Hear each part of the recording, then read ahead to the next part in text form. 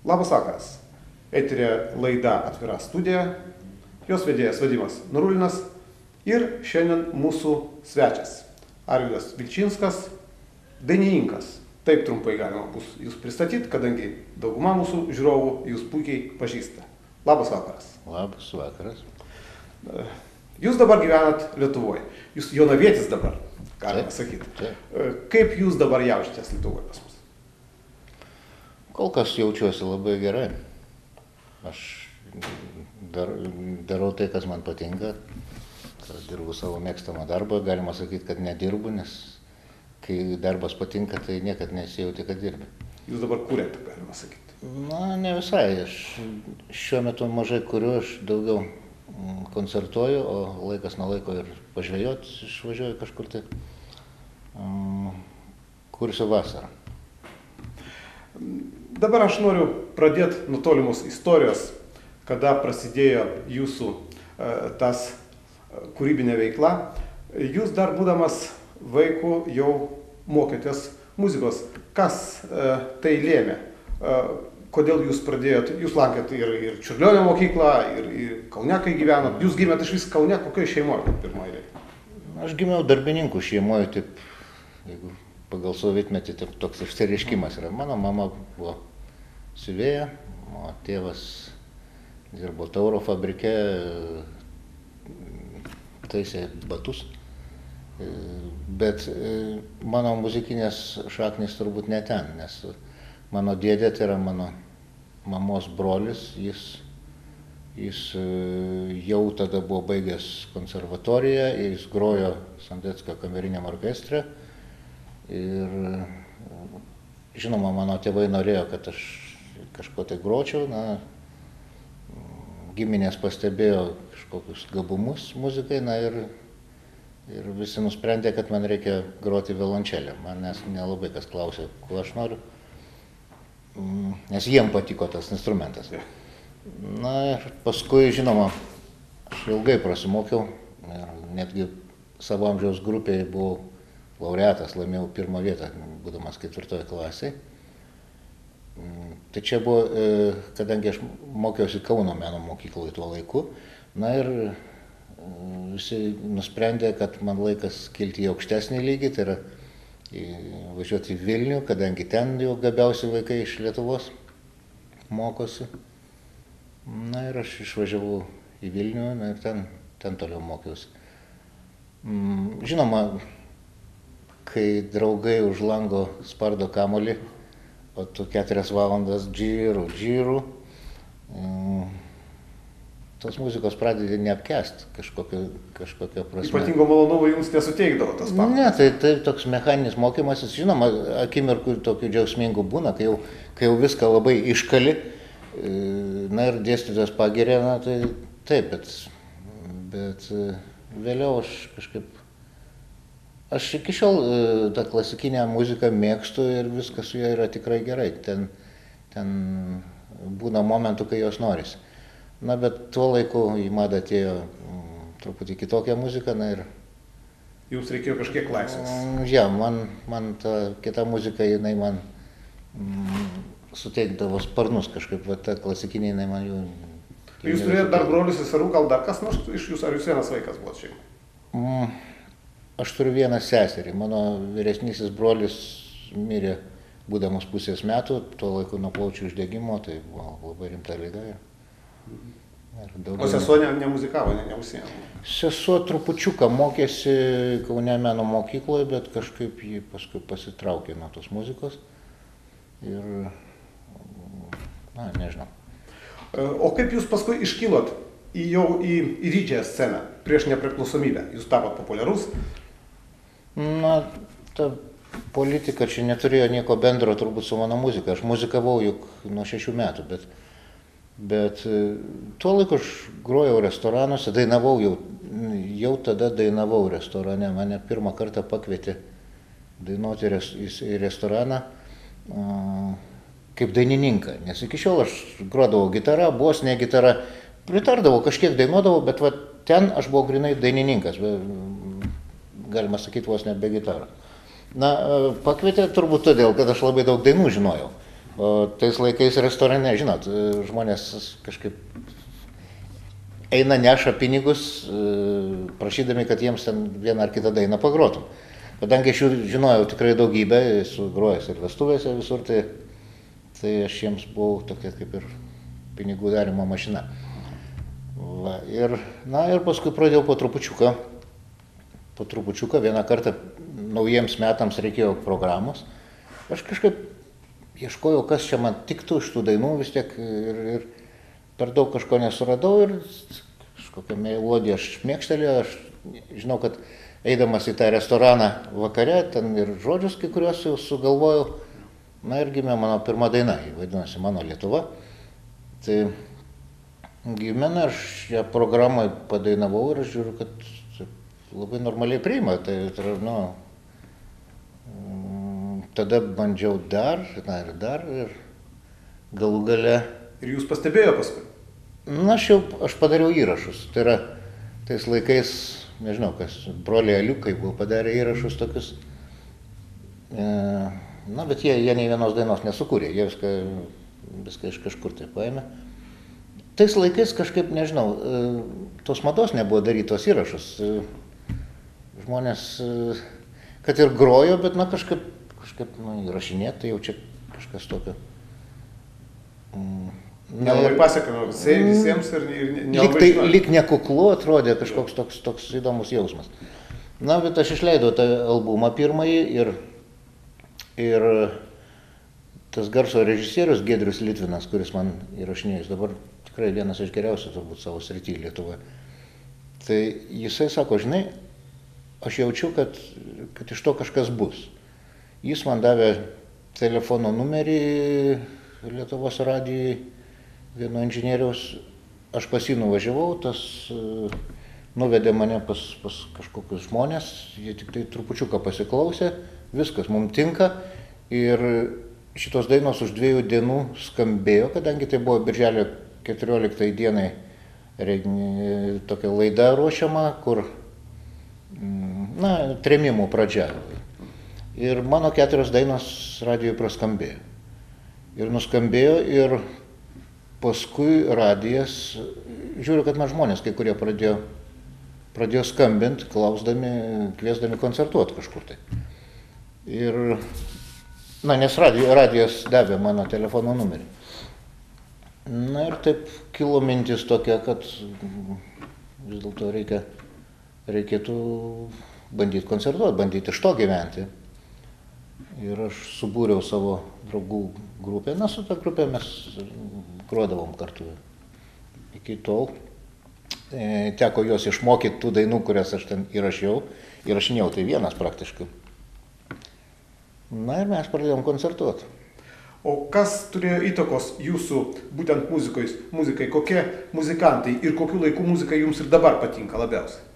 Na, žinoma, Beatlai čia numeris 1 buvo tuo laiku. Aš turbūt mokiausi dar 1-2 klasėje, kai jie čia jau pradėjo groti. Na, žinoma, visko aš ten negaudavau. Čia, nežinau, mano draugai, kai kurie tai plokštelių gaudavo, dar kažko tai. Na, aš pasitenkindavau tokiais nenaujausiais įrašais, sakykime, tai, kas buvo išleista prieš kelis metus. Bet tai buvo vis tiek klasika ir tai iki šiol dar lieka klasika. Man kažkaip tas kietesnis rokas, jis man, klausytis kartais būdavo smagu, kai gera nuotaika, viskas tvarko, bet man tie Beatlai su savo melodijom kažkaip man didžiausiai įtaką padarė.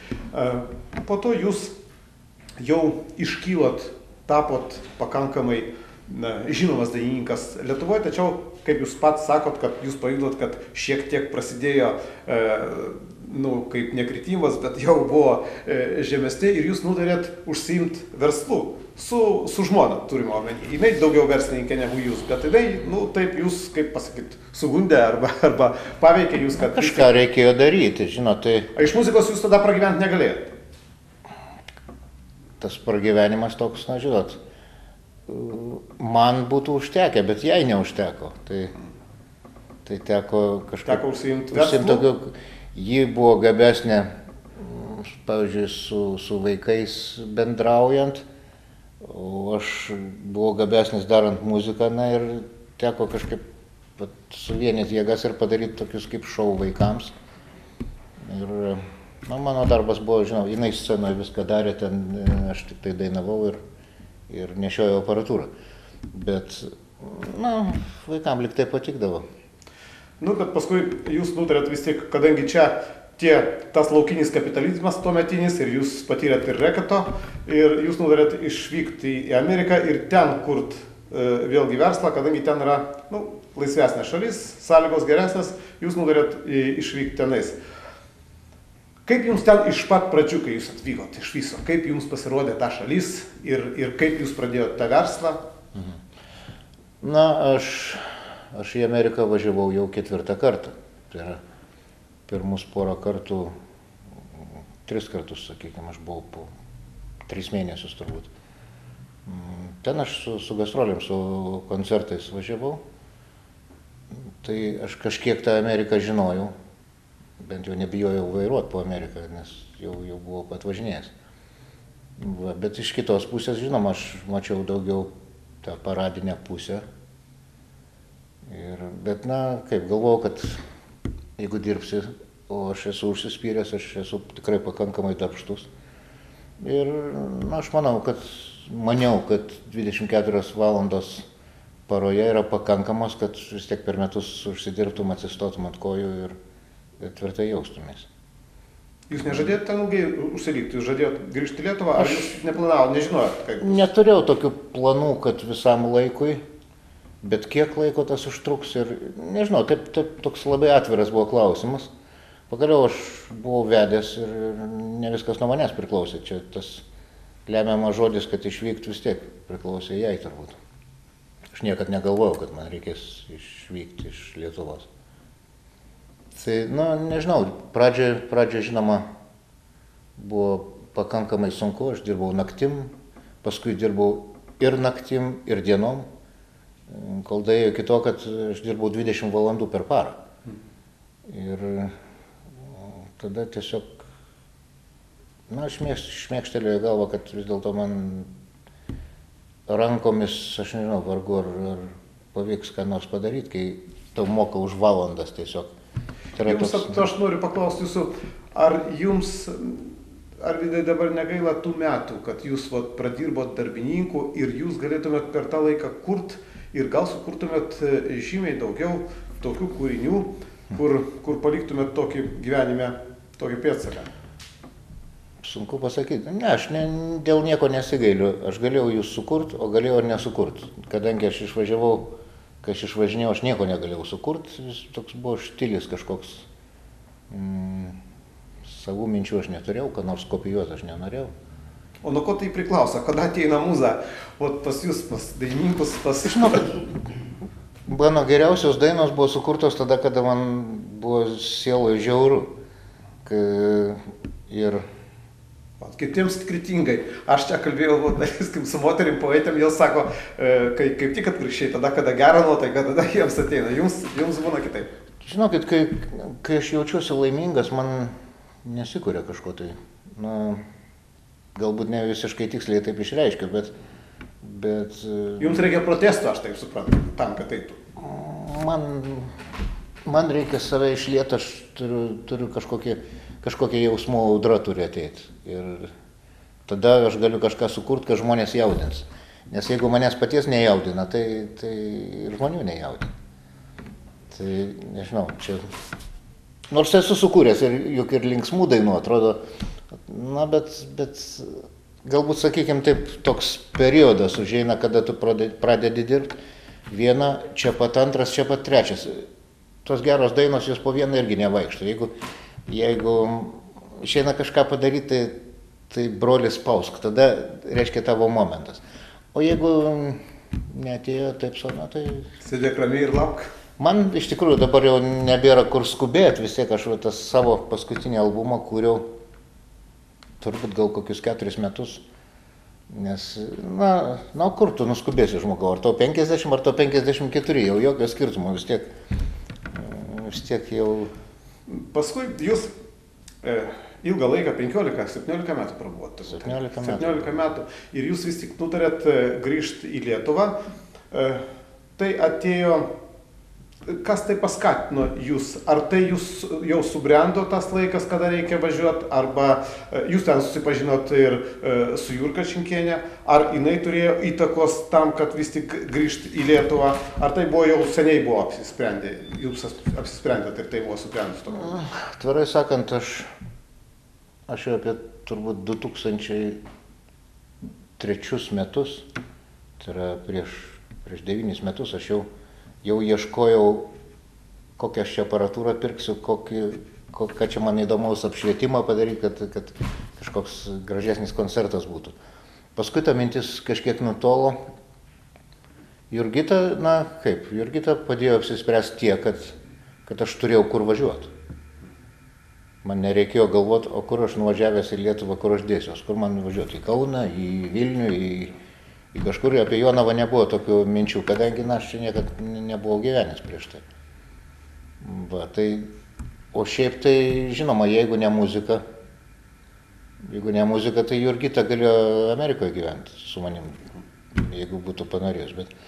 Bet esmė, kad aš noriu muzikuoti, Jurgita turi rašyti ir visą tai mes galim geriausiai padaryti tik tai Lietuvoje. Niekur nors kitur. Bet to jūs minėjot, kažkur skaičiau apie tai, kad jūs turite negalvoti apie pinigus ir jums turi būti kažkas, tai turi tokiam kūrybiniam gyvenime turi kažkas padėti, turi būti moteris šalia, kuri galėtų padėti. Na taip, teisingai. Šiaip tai teisingai, aš geriausias dainas sukūriau visiškai negalvodamas apie pinigus ir tai jautėsi. Kai tik tai pradedi galvoti apie pinigus, kad greičiau reikia sukurti albumą, greičiau jūs reikia pardavinėti, tada nieko man neišeina ir aš abejoju, ar kam nors kitam išeina. Prieš išvykstant į Lietuvą jūs dar padarėt Amerikoje ar 26 koncertus. Planavot 15 iš pradžių, bet paskui išėjo daugiau. O sakyt, jūs ten turėjot kokį prodiuserį, kaip jūs parašėt tokį turnė padaryti iš 26 koncertų, tai čia reikia turėti kažkokius tai ryšius, turėti savo vardą, tai yra didelis darbas. Jūs turėjot prodiuserį ten Amerikoje? Mano prodiuseris buvo Jurga ir aš. Jurga kaip prodiuseris, jinai ten iš vis jokių ryšių neturėjo, kadangi aš ten supažindinau su visais. Šiaip mano ryšiai, daug ryšių dar buvo išlikę, vis tiek aš prieš tai 3 kartus koncertavau. O kai kurie jau, žinoma, yra mirę, taip kad kai kurie ryšiai nutrūkę, bet aš esu laimingas, kad mane vis dėlto atsiminė dar. Ir iš pradžių aš net negalvojau apie tokį turą, mes neplanavom, išskyrus tai, kad aš Jurgai buvau pažadėjęs, kad aš jai parodysiu Kaliforniją. Na ir viskas prasidėjo nuo to. Bet palauk, mes važiuojam į Kaliforniją ir mes turim naują aparatūrą, aš turiu padaręs, aš turiu šviesas, visą apšvietimą, mano kiekviena lemputė mirkteli tada, kada reikia ir aš visą tai pats programavau. Ir jeigu aš visą tai turiu, tai kaip mes galim neišbandyti? Reiškia, jeigu važiuojam į Kaliforniją, tai mes galim važiuoti su viskuo ir pamatysi to pačiu ir pakoncertuosim. Tai va, o jeigu Kalifornija, tai palauk, tai mes dar pakeliui galim kažkur tai, kur čia dar lietuvių, na, sakykime, Kolorado yra. Va, bet gal tu, Jurga, nori pamatyti dar ir Floridą, kur yra visiškai priešingoje pusėje, tai bet gal tau ir pakeliui būtų įdomu, aš tai išvažinėjęs ten visur. Aš 8 metus važinėjau skersai išilgai tą Ameriką, po gražiausias vietas, ne po sandėlius, kadangi aš krausčiau žmonės. Tai aš važinėjau ten, kur žmonės nori gyventi. Tai galų gale taip susidėstė toksai turas. Turas toks dalykas, kad jeigu tu nori važiuoti iš vienos vietos į kitą ir nori nemokėti už viešbučius, o gyventi pas draugus, pas pažįstamus, tai reiškia, kad ten vidury savaitės koncertai nevyksta. Reiškia, jeigu mes šeštadienį atkoncertavom kažkur, tai mes arba turim koncertuoti sekmadienį, kas 2 žmonėms su visa ten ta aparatūra ir su pervažiavimu buvo labai sunku, bet mums kartais tai pavykdavo. Arba tu turi kažkur tai pusę savaitės dar po to gyventi pas vieną žmogų, paskui pervažiuoji ir kitoj šeimoje esi. Na tai taip išeina, kad mažiau koncertų neišeina. Mums taip toks laiko tarpas buvo, kad mes turėjom tiesiog koncertuoti kiekvieną savaitgalį. Jeigu per Velykas, pavyzdžiui, mes negalim, nes žmonės nelabai nori organizuoti per tokią šventę koncertus. Reiškia, kad mes važiavom į dar kažkokią tai bendruomenę, sakykime, Minneapolį, Minnesotoj, kur iš viso gal 20 lietuvių gyvena. Bet tie 20 lietuvių ateina į tą koncertą, bet tuo pačiu mes turim kur gyventi. Vienu žodžiu, taip susiplanavo, kad išėjo trupučiukas daugiau ir aš laimingas dėl to, kad daugiau išėjo, ne mažiau. Jūs čia rašėt, aš biskį jūs pacituosiu. Nors atvirai sakot, Lietuvos mokesčių politikos užkulisiai mane baugina prieš tai, kai važiuot čia į Lietuvą. Kaip dabar jūs priprantat Lietuvoje prie šitų visų sąlygų, ar tai iš vienos pusės aš suprantu, be abejo, žiūrovų šiluma, koncertai dabar vyksta pilnos salės, iš kitos pusės jūs susidurėt su tokiais reiškiniais, kurių galbūt Amerikoje jau jūs atpratot nuo tokių santykių, kaip pas mus Lietuvoje. Žinot, aš gyvenęs visur ir mane labai sunku būtų ko nors nustebinti. Štai šiandien lygiai valandą sėdėjom banke tam, kad užmokėt 42 litus. Atrodo, Jėzus Marija. Na, bet kas ta eilė? Žinokit, vaikystėje pasakodavo tokius anekdotus. Reiškia, nutarė susitikti kapitalizmas, socializmas ir komunizmas. Jis susitinka, bet socializmo nėra. Jis pavėlavęs atbėga, tie klausia, kur buvai, sako, aš stovėjau eiliai prie dešros. Tai kapitalizmas klausia, o kas yra eilė? O komunizmas klausia, o kas yra dešra? Tai taip atrodo, kad kapitalizme idealu. Ne, būna tokių mėnesių ar savaitės dienų, kai ir Amerikoje banke tekdavo pastovėti eiliai. Valandos neteko niekad, bet po 20 minučių taip tikrai yra buvę. Taip kad čia nieko nuostabaus tame nėra. Šiaip, aš nežinau, aš esu nustebęs visų pirma pažanga. Lietuvoje gyvenantys žmonės ne visi tą gali iš karto pamatyti, bet aš atėjau į parduotuvę, aš atėjau į tą shopping mall vadinamą, tai yra, prekybos centrą kažkokį tai. Ir aš nejaučiu jokio skirtumo, ar aš Amerikoje ar Lietuvoje, nes viskas labai panašiai atrodo. Į kainas nereikia žiūrėti. Bet čia irgi, čia toks daugiau moralinis dalykas, reikia pasakyti, kur doleriais suprantama, kad tie skaičiukai yra mažesni. Ir netgi iš Amerikos atvažiavusiem, o Jėzus, kiek atrodo, kiek tas kainuoja. Bet čia dėl to, kad pats tas skaičius yra vos ne 3 kartus didesnis, jau tas moraliai veikia. Yra dalykų, žinot, restoranuose čia Lietuvoje tikrai daugeliu atveju pavalgysi pigiau negu Amerikoje. Yra dalykų, kur smarkiai brangiau, pavyzdžiui. Yra, bet... Jūs turit 3 sūnus. Taip. Kokie jūsų santykiai? Kuo jie dabar užsiima? Jūs su jais susitinkat? Liūdniausia yra su jauniausiu sūnum, kuris Amerikoje, su mama. Ir aš neturiu supratimo, nei kur jie yra, nei... tam yra tam tikros priežastys iš jų pusės. Jam kiek dabar metų? Jis jau pilnametis. Jis yra 91 metų gimimo, tai jis pilnametis. Jis jau gali ir alkoholį vartoti tenai, kas nuo 21 metų. Šito aš nesuprantu. O šiaip tai šilčiausi santykiai su vyresniuoju sūnum, turbūt jis jau praėjęs visus jaunystės neramumus, nors jam kažkaip tas praėjo ramiai. Ir mes esam geriausi draugai šiuo metu ir koncertuojam kartu ir važinėjom poilsiaut kartu su šeimom jis jau vedęs yra. Aš mačiau, jūs kartu koncertavote Jonavoje, čia pas jūs buvo nemokamas koncertas. Taip. Ir abu vaikai buvo kartu su jumis. Taip. Sakykit, o jūs dar žadat pas mus Jonavoje dar organizuoti koncertą? Mokamą, aš apie nemokamus nekalbu. Rudenį būtinai. Rudenį būtinai. Aš norėjau, tuo metu buvau su kamera ir mes norėjom jūs parodyti per Abos televiziją, kad visą Jonavą pamatytų. Deja, man nebuvo vietos, kur atsistot ir aš bandžiau nuo scenos, bet man tas nepavyko, kadangi ten apšvietimas ir garsas buvo per didelis, o iš salės aš negalėjau filmuoti, kadangi ten buvo per daug žmonių. Tai turbūt žiūrovai dar laukia, kada jūs dar pasirodysit.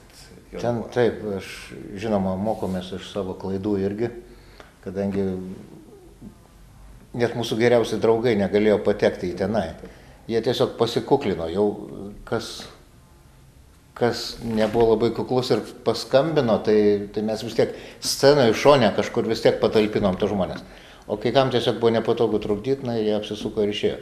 Net buvo priekaištų iš kai kurių žmonių, kad reikėjo nors po 5 litus padaryti bilietus, tai būtume sėdėję kaip žmonės, o dabar negalim įeiti visai. Na, taip yra. Bet jūs žadat, kad jūs dar organizuosit čia koncertą. Na taip, aš jau jūsų atsiprašau, tie, kurie nepateko, tai tikrai pakviesim rudenį būtinai. Kiek jūs koncertų dabar davėt Lietuvoje, kada jau grįžot? Oi, sunku suskaičiuoti. Jūs net negalite skaičiuoti. Bet tokiam formatui jūs dar nežadat jos pabaigti. Jūs dar važiuosit, dar tu... Būtinai, visur. Aš noriu koncertuoti visur, kur nors kiek žmonių ateis. Aš noriu pabūti visur. Nebuvau daug metų Lietuvoje ir kažkokia... Kol jūs priima šiltai, jūs važiuosit. Taip, aš jaučiu, kad man reikia ten važiuoti. Yra daug vietų, kur aš jau dabar esu buvęs, kur man neteko koncertuoti prieš 20 metų, nes kadangi, toks dideliuose miestuose, žinoma, mes turėdavom labai daug tų koncertų ir mes į tos kaimus net ir nevažiuodavom. O dabar norėtumėte ir ten? O dabar aš noriu važiuoti ir tenai, tuo labiau, kad formatas mano koncertų yra toks, kad aš negaliu su savo esamais dalykais koncertuoti ten daugiatūkstantinėse arenose. Mano formatas yra, mano planuose yra, kad aš koncertuoju salėse iki 1000 vietų, tiek kiek mano garso aparatūra leidžia, tiek kiek visas apšvietimas leidžia ir visas video dalykai.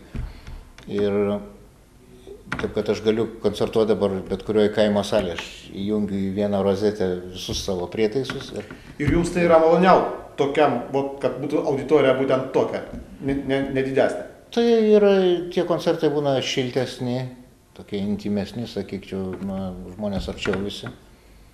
Vis tiek, arena yra arena, ten jau minios nuotaikos reiškiasi, ten žmonės visai kitaip kalba, jeigu pastebėjot, vedantieji, jie visi šaukia kažkodėl tai, taip aplinka juos tiesiog priverčia tai daryti. O jums nesiūlė prodiuseriai dabartiniai Lietuvos kažkur tai, kad būtų jų žinioje ir kad jie organizuotų jums tokius koncertus, kad galima būtų gal daugiau užsidirbti, ar buvo tokių pasiūlymų? Žinot, man tai jau praeitas etapas. Aš kažkada tai dar su savo žmona koncertuodavas, jau tada jinai buvo kaip ir prodiuseris, kaip ir menedžeris, vadybininkas šito reikalo. Ir aš nesu naujokas, kad man reikėtų kelt ant šakių kažkur tai rodyti, žiūrėkit, čia jis labai geras. Su to darbu jūs skaitot, kad jūs susidorosit pats ir jums tokių... Manau, kad taip. Čia, jeigu eitų kalba apie koncertus didelėse arenose, taip, tada būtinai kažkokia tai organizacija turėtų visą tai organizuoti, nes mano pajėgumų neužtektų ir dideliuose miestuose aš net neįsivaizduoju, kaip žmonės reklamą daro, kadangi, čia yra kiti dalykai. Bet visuose likusiuose, išskyrus tos didmiesčius, tai manau, kad patys. O sudėtinėse koncertuose jūs kviečia, jūs dalyvaujat? Taip, teko čia ir Klaipėdoje, Švyturio arenoje su visais čia Lietuvos dinozaurais, kaip aš vadinu visus tos senus muzikantus. Ir Vilniuje teko kartais, bet tai ne mano stichija, man kažkaip Aš noriu parodyti tai, ką aš padariau su visais vaizdais, su visom šviesom, o tie bendrieji renginiai, jie to neleidžia.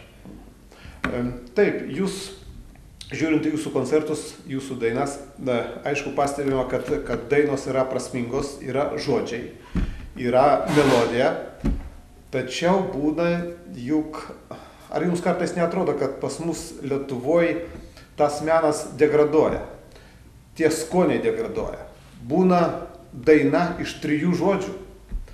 Aš nežinau, kodėl taip gaunasi, juk yra pas mus pakankamai poetų, kurie galėtų rašyti, jūs rašot pats, bet jūs galite pasinaudoti ir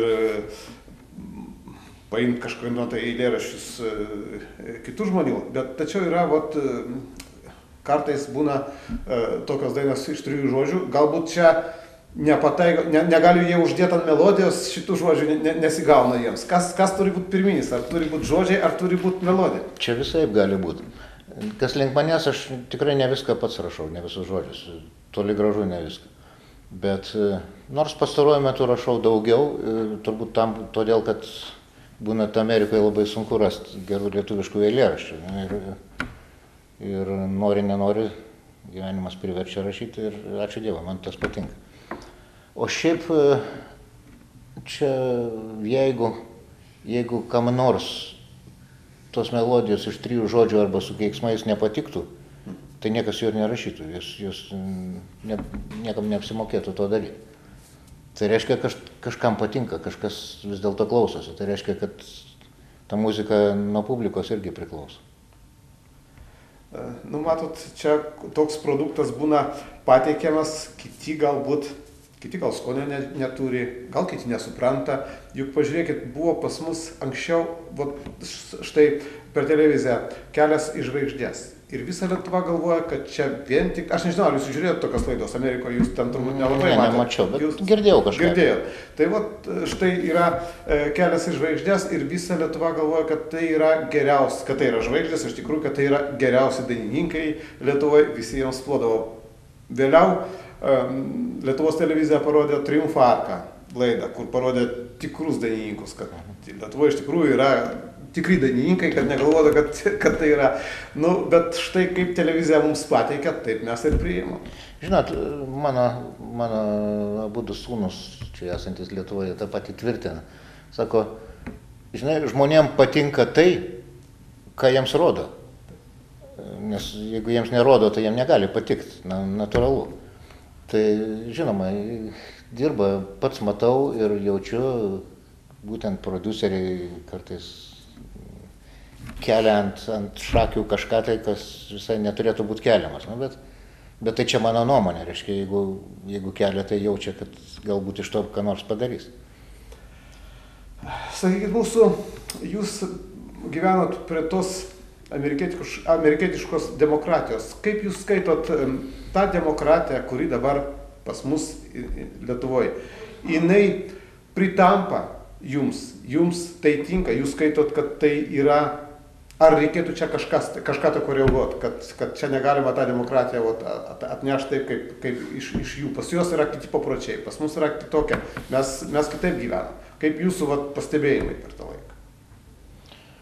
Žinot, o tie gulintys policininkai ant kelių, ar čia demokratijos pasireiškimas ar ne? Suprantat, vietoj to, kad pastatyti šviesoforą, kad tas pėstysis nuspaustų, jeigu jis ten eina gyvenime. Aš tai sakau, aš važinėju su priekaba ir su lengva mašina to nesijaučia, bet su priekaba viskas trankosi. 24 valandas per parą. Aš niekad nemačiau einančio žmogaus per vieną iš tų perėjų, ant tarpmiestinių kelių. Tai ką aš noriu pasakyti? Ta demokratija, aš nepasakyčiau, kad jos Amerikoje daugiau. Jos galbūt netgi ir mažiau, nes tiesiog žmogus turi jausti savo pareigą. Ir kas link to išugdyto žmogaus, kai mes ugdėm komunistinį žmogų, tai aš pasakysiu, kad ten kapitalistinis žmogus yra išugdytas. Jis žino ne tik teisės, bet jis žino ir savo pareigas. O Lietuva man sunku tikėti, aš dar esu beveik svečias ir ką nors vertinti būtų sudėtinga, bet Gerai, mūsų laida jau eina į pabaigą. Aš tada dar paklausiu Jūs vieną klausimą paskutinį. Jūs turit unikalią patirtį. Jūs pagyvenot ir Lietuvoje, jūs pagyvenot ir Jungtinėse valstijose, jūs pagyvenot ir prie socializmo. Ką jūs iš tų visų 3 dalykų paimtumėt dabar į Lietuvą? Juk negalim sakyti, kad prie socializmo viskas buvo blogai, arba prie kapitalizmo viskas yra gerai. Ką jūs vis tik norėtumėt paimti dabar į dabartinę Lietuvą? Na, tam socializmui čia kažkokia nostalgija galbūt. Aš važiuoju kartais, štai prieš porą dienų Molėtų rajonas, aš važiavau pro tokį miestelį, kur aš vaikas būdamas, tiesiog ten buvo parduotuvė. Ir man tokia didelė jinai atrodė. Šiandien jinai man tokia susitraukus atrodo ir aš galvoju, kaip taip gali būti. Va, tai su tais prisiminimais irgi yra taip, kad mes kartais prisimenam dalykus, kurie atrodo, kad buvo geriau negu buvo iš tikrųjų. Sunku tai būtų vertinti. Žinoma, savo jaunystę būtinai pasimčiau iš socializmo. Ir tada juk buvo visokių maištingų minčių, buvo ir milicija su bananais, kurie ten į koncertą kokį neįleidžia, ten daužo, kadangi tas koncertas nemokamas, o visi nori patekti. Irgi keiki valdžią maždaug, tai kaip taip gali būti, čia laisvės nėra. Va, bet iš kitos pusės tai čia buvo tas pats, kas mano koncerte Jonavoje. Kiek atėjo žmonių, tiek atėjo, daugiau neįleis. Va, iš Amerikos turbūt norėčiau pasimti vis dėlto ten didžioji dauguma žmonių yra labai geri žmonės. Labai draugiški. Nei pusės blogo žodžio negaliu pasakyti. Žmonės yra tai, kas sudaro Ameriką, ne daiktai. Va, o Lietuvoje yra daug dalykų, aš vis tiek jaučiuosi čia savas. Niekas manęs tenai nežemino, tikrai ne, bet pilnai būt savu, kad sieloje tu būtum savas, čia jau reikia gimti tenai. Gimti ir nieko daugiau nematyti. Aš esu gimęs ir esu užaugęs Lietuvoje ir manau, kad čia ir mirt noriu. Ačiū Jums už pokalbį. Ačiū. Ačiū žiūrovams. Su mumis buvo Alvydas Pilčinskas. Iki ateinančio trečiadienio.